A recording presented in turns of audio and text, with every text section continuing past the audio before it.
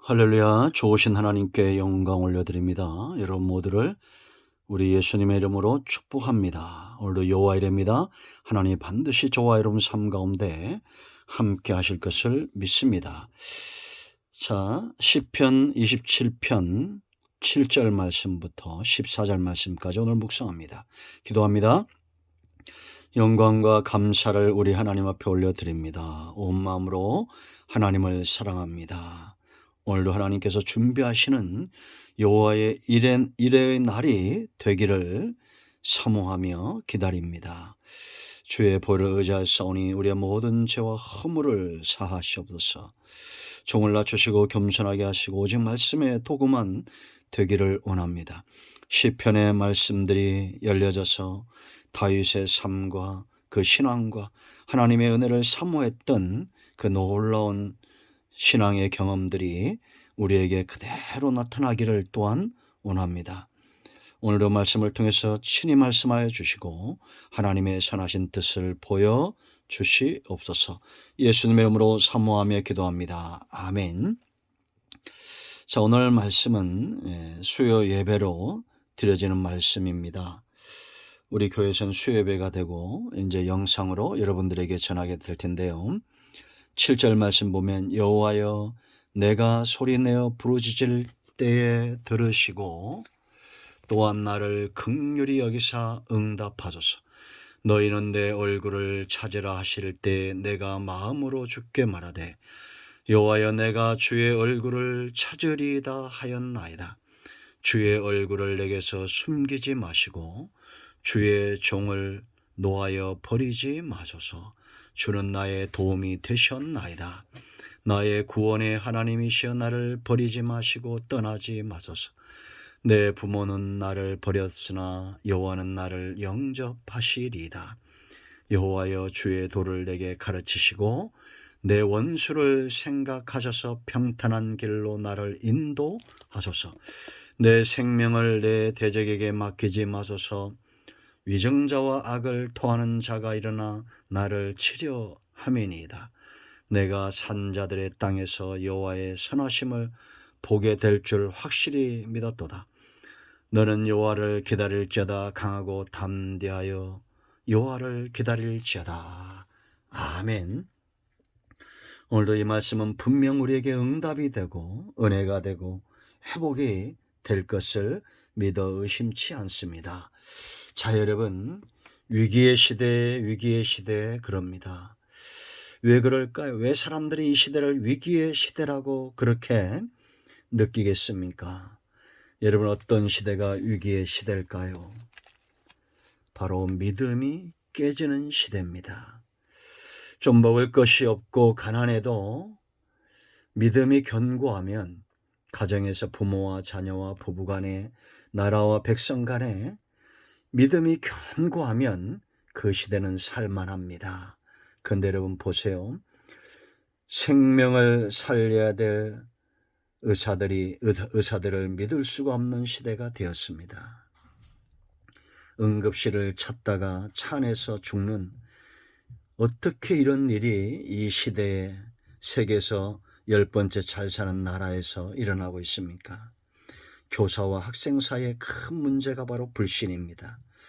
나라를 다스리는 지도자들과 백성의 이 불신, 어떤 말을 해도 믿을 수 없는 시대가 되어져 버렸습니다. 얼마 전 서울시에 전달됐던 이 비상 문자를 보고 참 많은 생각이 들지 않습니까? 우리는 한민족이면서 저 북한을 믿지 못합니다. 서로 야당과 여당도 서로 믿지를 못하는 것 같습니다. 참 불신의 시대입니다. 이런 시대가 위기의 시대입니다.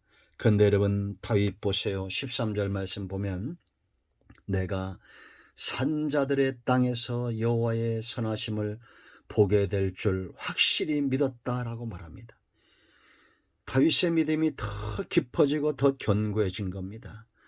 그러므로 사람들을 향해서 권면하죠. 너는 여호와를 기다릴지어다. 강하고 담대하여 여호와를 기다릴지어다. 확신 있는 자, 하나님의 살아계심을 믿고 하나님의 일하심을 믿는 자는 기다린, 인내의 신앙을 갖습니다. 그러면 이런 믿음이 어디서부터 옵니까? 하나님으로부터 온 거죠. 하나님의 이 세 가지 모습, 세 가지 사역들을 우리가 발견하게 되는데요. 가장 먼저는 하나님은 절대 숨지 않으신다라는 겁니다. 7절 보세요. 여호와여 내가 소리내어 부르짖을 때 들으시고 또한 나를 긍휼히 여기사 응답하소서. 너희는 내 얼굴을 찾으라 하실 때에 내가 마음으로 주께 말하되 여호와여 내가 주의 얼굴을 찾으리이다 하였나이다. 숨지 않는다는 것은 여러분 다윗이 이렇게 부르짖는다고 생각해 보세요. 저와 여러분이 부르짖는 상황은 울고 있는 상황이죠. 어려움의 상황입니다. 이럴 때 하나님은 우는 자와 함께 하시는 분이 하나님입니다. 웃는 자와 함께 하시는 분이 우리 주님입니다. 여러분, 이런 희생을 통해서 믿음은 깊어지게 되어 있습니다. 예수님이 세례와 창교와 병든 자와 죽은 자와 슬퍼하는 그 가족들과 그 고통과 희생을 함께 나누었기 때문에 그 은혜를 체험하는 자들의 믿음이 깊어진 겁니다. 여러분, 세상은 있죠. 내가 위기에 처하면 숨어버리는 사람들이 많습니다. 찾아낼 수가 없습니다. 숨는 경우가 많죠. 그러나 하나님은 내 얼굴을 찾으라. 다윗이 이 말씀을 붙들고 긍휼에 호소하고 마음으로 하나님을 찾았습니다. 하나님은 다윗을 외면치 않았습니다. 구하는 자에게 하나님은 숨는 존재가 아닙니다. 사라지는 존재가 아니에요. 그러므로 저와 여러분은 이 주님 앞에 나아가서 믿음으로 구해야 됩니다. 두 번째, 버리지 않으신다. 9절 하반절 보세요. 나의 구원의 하나님이시여 나를 버리지 마시고 떠나지 마소서. 내 부모는 나를 버렸으나 여호와는 나를 영접하시리이다. 부모는 자식을 버릴지언정 하나님은 절대 버리지 않는다. 이 관계를 통해서 믿음은 깊어진다고 그랬죠. 여러분, 우리나라가 지금 인구 증가율이 최하입니다. 최하위. 인구 절벽이죠. 노령화되는 속도가 1등입니다. 그런데 입양을 가장 많이 보내는 세 번째 나라입니다. 왜 사람들이 그럴까요? 능력이 없어서, 형편이 어려워서 자식들을 그렇게 때로는 죽이기도 하고 그렇게 입양을 보내고 버릴까요? 여기 영접이란 말을 보세요. 하나님은 영접하신다. 영접당하는, 하나님이 영접해야 될 그 사람을 죄인일수록 더 긍휼히 여기고 어려울수록 더 사랑하신다는 겁니다. 탕자를 잘 보세요. 하나님의 마음을 전한 비유, 예수님의 비유거든요. 탕자가 돌아왔을 때 아버지는 제일 먼저 하는 게 뭡니까? 안아주고 입을 맞추는 겁니다. 가락지를 껴주고 옷을 갈아입히고 음식을 차려주고 그것은 그 다음입니다. 먼저 덥석 안는 거예요. 이것이 아버지의 마음입니다. 하나님도 그와 같다는 겁니다. 안고 가시는 거예요. 사람은 짐승보다 존귀해야 되고 하나님은 사람보다 존귀하신 분입니다. 세 번째, 인도하셔요. 11절로 14절인데 인도하시는데 이 바른 길에서 깊어지는 믿음입니다. 죄악된 길, 불안한 길, 염려와 근심이 넘치는 길에 믿음은 없지요. 하나님은 우리를 인도하시는데 그 따라가는 자가 믿음에 설 수밖에 없어요. 11절 보세요. 여호와여 주의 도를 내게 가르치시고. 이건 곧 주님이 길이라는 겁니다. 도, 바른 길입니다. 주님 따라가면 그곳에 길이 있습니다. 사망의 음침한 골짜기에도 길이 생깁니다. 내 원수를 생각하셔서 평탄한 길로 나를 인도하소서. 평탄한 길입니다. 넘어질 수 없는 길입니다. 이것이 축복입니다. 이 길에 함정이 없어요. 우상숭배자와 이단과 사이비들은 전부 사람들을 함정에 빠뜨리죠.